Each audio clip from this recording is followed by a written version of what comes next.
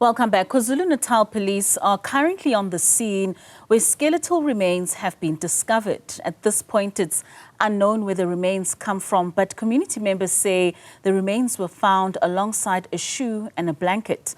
Newzroom Africa's Silethiwe Ndlovu is at the scene right now and joins us live. Silethiwe, a very good evening to you. What can you tell us about this discovery? Good evening, Katleho. Well, at this point, not much is known in terms of the discovery of the remains. However, as you've rightfully indicated, we are in the area of Molweni. This is Ward 9, where skeletal remains were discovered earlier on today at around 5 p.m. I'm going to bring in the Ward 9 councillor, Siyabonganala, who's going to speak to us in terms of the discovery and what's actually set to take place tomorrow, as we know that at this particular moment, the skeletal remains are yet to be removed from the scene. Councillor, thank you very much for your time. I want to start off by speaking about the discovery itself. Just take us through what actually transpired. Thank you, Lele, for having me.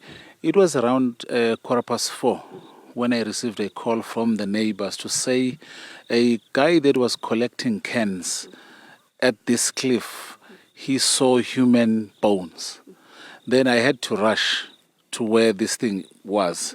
Then we had to climb down the cliff. I think it's about 15, 20 meters from the top of the mountain down the cliff. I went there personally. Then we saw a skull and some rib bones and hip bones. Then we confirmed that it was human bones. So we had to make a call. I phoned one of my friends who's Metro Police. He came here, but he couldn't do anything because SAPS was not here. Then I contacted Colonel Njombone from Hillcrest Police Station. Then he sent his SAPS members to come and verify. Then they had to look for their search and rescue team, but they were not available at that time, so we had to wait. Then at about 5:30, then we received a call to say, no, the proceedings will happen tomorrow morning because it was getting dark.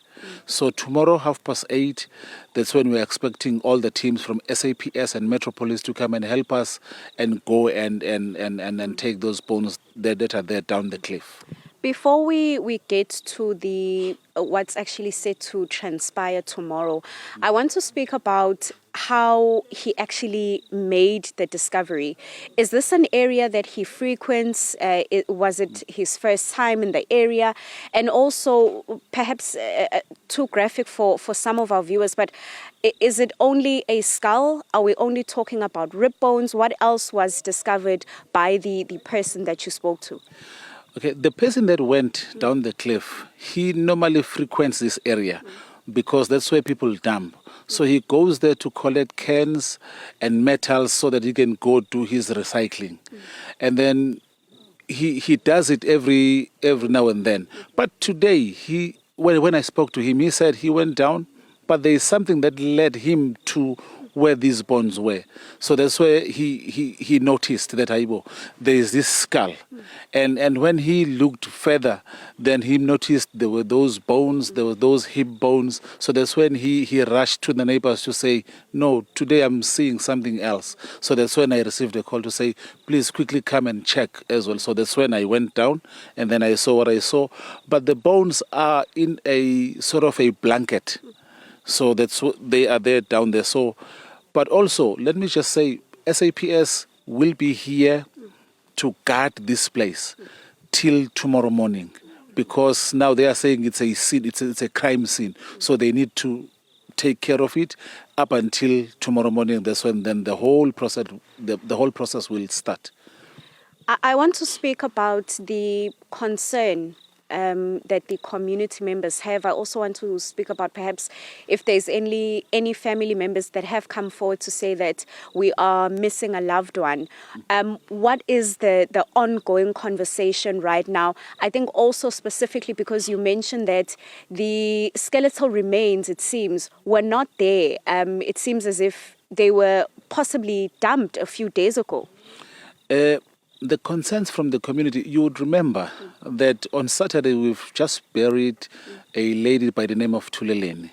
And some of the members of that family, I even said publicly that Tuleleni had a sister. Could this be the sister that we are all looking for? So that family has come forth to say they are praying that when DNA is done, those bones are for their loved ones. But also there's another family that has come forth, but they are not sure because the guy was staying far away from where we are.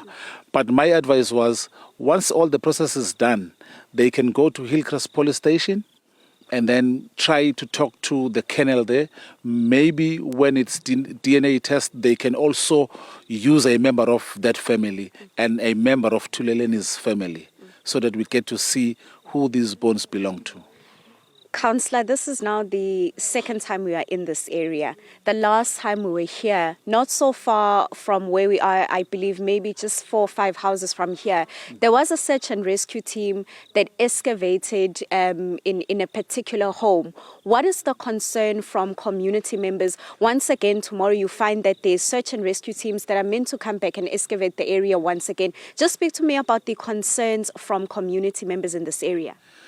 The concern is that now we've been frequently visited by search and rescue teams. It means there is something wrong. We don't want to call this a dump area, but earlier on I said, could this be Tuleleni's sister's bones? So I think the biggest concern now with the community is that I don't think they feel safe. That's number one.